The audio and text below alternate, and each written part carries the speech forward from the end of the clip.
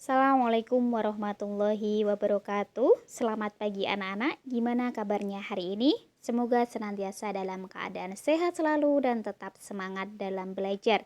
Baik, untuk hari ini kita kembali belajar bahasa Indonesia di kelas 8. Materi yang akan kita pelajari yaitu tentang teks eksposisi.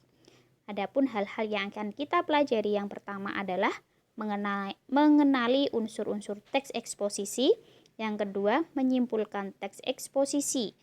Tujuan pembelajaran hari ini diharapkan kalian mampu mengenali informasi tentang teks eksposisi yang berupa fakta dan gagasan serta pola-pola pengembangan teks eksposisi. Yang kedua, menyimpulkan teks eksposisi yang kalian baca dan kalian dengar. Baik, yang pertama terkait dengan teks eksposisi. Nah, biasanya ketika kalian membaca sebuah surat kabar yang berupa koran atau majalah, kalian pasti akan menemukan sebuah teks eksposisi di dalam surat kabar tersebut. Di situ kita akan menemukan beberapa teks, salah satunya yaitu teks eksposisi. Nah, di dalam kehidupan sehari-hari pun, kalian pun juga tentunya akan menemukan atau mungkin pernah menyampaikan tentang sebuah teks eksposisi. Misalnya ketika kalian di dalam diskusi, kalian menyampaikan pendapat, kalian menyampaikan argumen yang disertai dengan fakta-fakta tertentu. Nah, itu merupakan salah satu contoh terkait dengan teks eksposisi. Nah, sekarang apa sih yang dimaksud dengan teks eksposisi itu? Nah, teks eksposisi adalah teks yang mengemukakan sejumlah pendapat yang disertai dengan fakta. Jadi di dalam sebuah teks eksposisi itu ada pendapat, ada fakta. Adapun hal-hal yang dimuat dalam teks eksposisi itu biasanya berupa sebuah penilaian, dorongan atau ajakan-ajakan tertentu kepada khalayak atau kepada orang umum gitu ya. Jadi di dalam sebuah teks eksposisi itu ada penilaian, dorongan atau ajakan-ajakan tertentu yang tujuannya adalah ditujukan kepada khalayak umum. Nah, sekarang unsur-unsur yang ada di dalam sebuah teks eksposisi. Yang pertama ada gagasan. Gagasan itu apa? Gagasan disebut juga dengan ide atau sebuah pendapat. Di dalam sebuah gagasan akan berisi tentang pernyataan yang berupa komentar, penilaian, saran, dorongan, dan bujukan. Jadi di dalam sebuah gagasan itu hanya merupakan sebuah pendapat orang tertentu ya. Contoh di sini, ruang kelas ini sangat luas. Nah, yang kedua, hari ini akan turun hujan sebab langit terlihat mendung. Nah, ini merupakan contoh dari sebuah gagasan karena ini hanya sebuah pendapat tertentu gitu. Kemudian yang kedua ada fakta. Fakta itu apa? Nah, fakta di sini adalah keadaan peristiwa yang merupakan sebuah kenyataan yang memang benar-benar ada atau memang benar-benar terjadi. Jadi hal yang pasti itu merupakan sebuah fakta. Contoh di sini, selama bulan Januari sampai Oktober 45% dari keseluruhan titik kebakaran terkonsentrasi di Provinsi Riau. Yang kedua, kasus COVID-19 terjadi pada tahun 2020. Nah, dua contoh ini merupakan salah satu fakta karena apa di sini? Di sini sudah pasti ya. Yaitu bulan Januari sampai Oktober jumlahnya 45% dari keseluruhan titik kebakaran itu dikonsentrasikan di Provinsi Riau. Yang kedua di sini COVID-19-nya terjadi di tahun 2020. Jadi ini merupakan sebuah fakta. Nah, selanjutnya yaitu pola-pola pengembangan teks eksposisi. Yang pertama ada pola umum khusus. Nah, pola umum khusus ini artinya adalah bahwa gagasan utamanya terletak di awal paragraf, kemudian diikuti oleh ide-ide penjelas atau bisa disebut juga dengan deduktif. Jadi umum ke khusus gitu. Contohnya ini.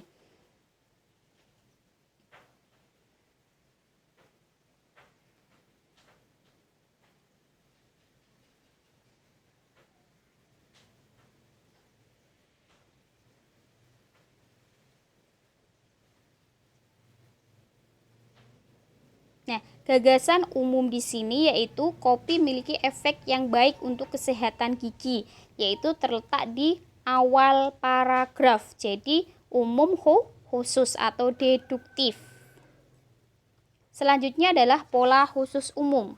Nah, pola khusus umum ini yaitu diawali dengan hal yang khusus atau penjelas dulu, kemudian diakhiri dengan gagasannya, gagasan umumnya, atau disebut juga dengan induktif. Contoh misalnya sini, tidak saling berdekatan saat ini adalah sebuah keharusan sekaligus menjaga imun tubuh agar tetap sehat. Penggunaan masker juga menjadi kewajiban utama kita agar bisa terhindar dan mencegah semakin luasnya pandemi ini. Terlebih lagi saat ini pemerintah telah menerapkan PSBB sebagai usaha melimitasi penyebaran virus. Untuk itu, marilah kita ikuti anjuran dari pemerintah agar bisa terhindar dari virus COVID-19 ini. Nah, ini merupakan salah satu contoh paragraf yang berpola khusus umum karena gagasan utamanya terletak di akhir paragraf, yaitu ikutilah anjuran pemerintah agar bisa terhindar dari virus COVID-19. Selanjutnya adalah pola ilustrasi. Pola ilustrasi yaitu di sini sebuah gagasan yang terlalu umum memerlukan ilustrasi atau contoh konkret. Jadi di dalam sebuah paragraf pola ilustrasi itu ada contoh yang jelas, contoh yang nyata. Kata penghubung yang biasa digunakan adalah misalnya seperti contoh dan sebagainya. Contoh misalnya ini. Sebenarnya kondisi ekonomi kita sudah relatif membaik. Indikatornya dapat dilihat dari berbagai aspek. Misalnya, dalam bidang otomotif, setiap hari kita temukan aneka kendaraan yang melintas di jalan raya. Sepeda motor baru, mobil pun baru. Ini menandakan bahwa taraf hidup masyarakat mulai membaik. Indikator lain seperti daya beli masyarakat akan kebutuhan sandang pangan dan papan dalam bidang papan. Misalnya, banyak warga masyarakat yang membangun tempat tinggal yang permanen. Jadi, di dalam pola ilustrasi ini atau paragraf pola ilustrasi ini ada contoh konkret yang disampaikan, ya. Selanjutnya adalah pola perbandingan. Nah, pola perbandingan yaitu untuk meyakinkan suatu pendapat, kita harus dapat melakukan sebuah perbandingan. Jadi ada dua hal yang dibandingkan, entah itu berupa persamaannya atau perbedaannya. Contoh, misal di sini, tahun ini ada sekitar 350 mahasiswa yang mengikuti pagelaran wisuda. Jumlah itu jauh lebih besar dibanding tahun lalu. Wisudawan yang terdaftar pada tahun lalu hanya sekitar 200 mahasiswa saja. Jadi ada hal yang dibandingkan di dalam paragraf tersebut. Nah, selanjutnya adalah menyimpulkan teks eksposisi. Nah, gagasan umum itu sebagai dasar penyimpulan isi teks eksposisi. Yang pertama adalah terkait dengan gagasan utama. Apa sih yang dimaksud dengan gagasan utama? Gagasan utama atau bisa disebut dengan ide pokok merupakan gagasan yang menjadi dasar pengembang suatu paragraf.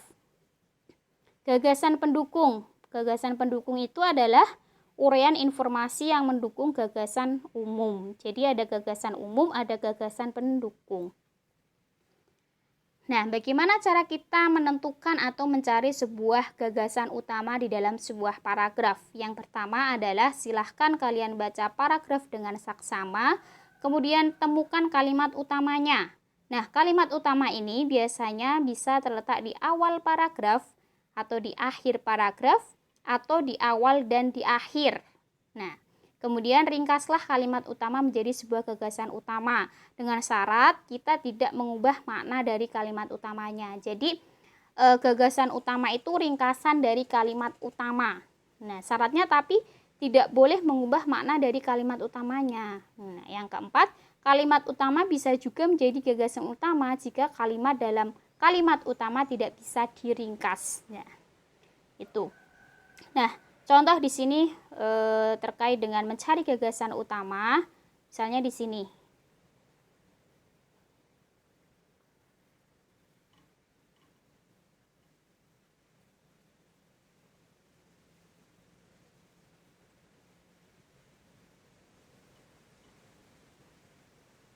Nah, ini gagasan umumnya adalah ruangan perpustakaan terasa bersih, teratur, dan menyenangkan. Ini salah satu contoh dalam mencari sebuah gagasan utama di dalam sebuah paragraf.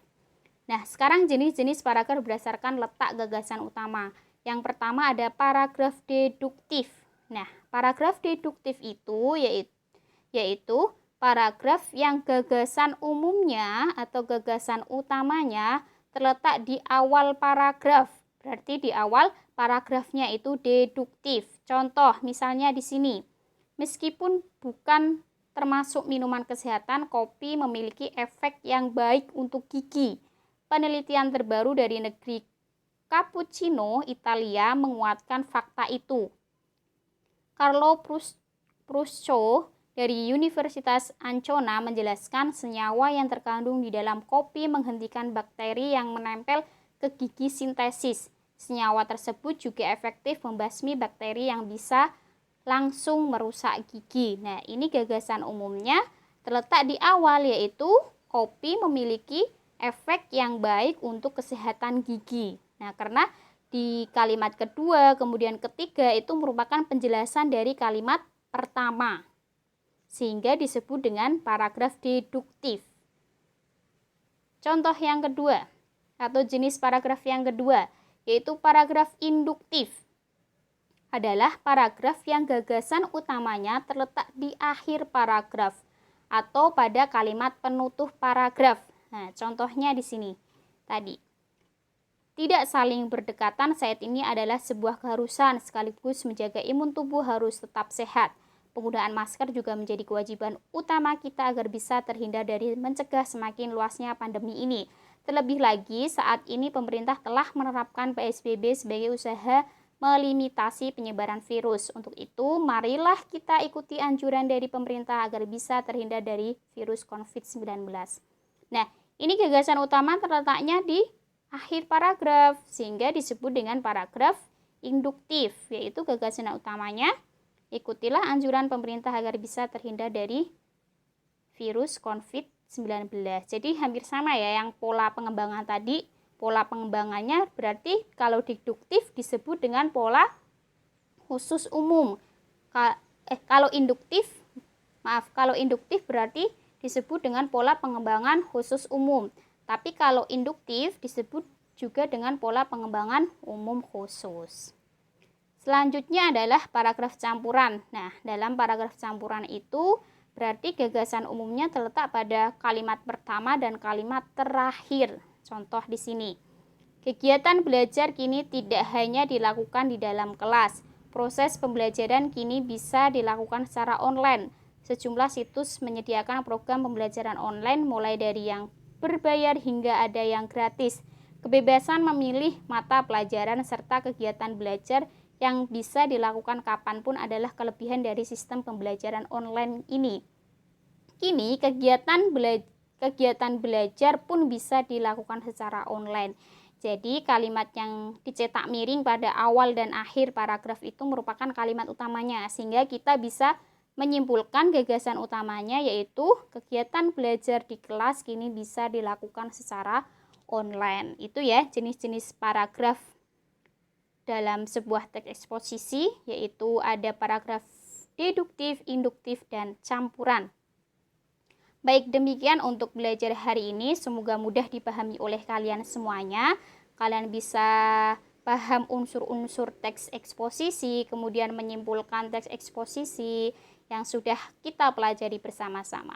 Terima kasih. Kita akhiri dulu untuk pembelajaran hari ini. Semoga senantiasa sehat semuanya. Wassalamualaikum warahmatullahi wabarakatuh.